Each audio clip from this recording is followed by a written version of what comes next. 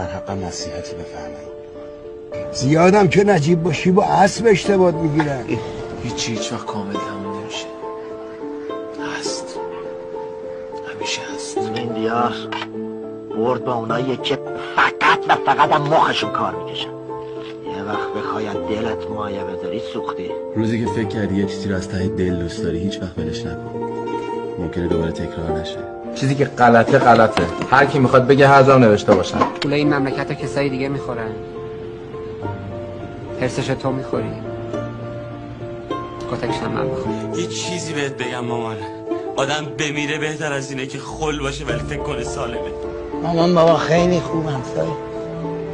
به خدا وقتی نیستن میتن. هر چیزی دو روزه. یک رو چیزیه که ما میبینیم. اصل اون چیزیه که تو دل آدم میگذره. اگه همیشه همین کارو بکنیم، محکم راه بریم، محکم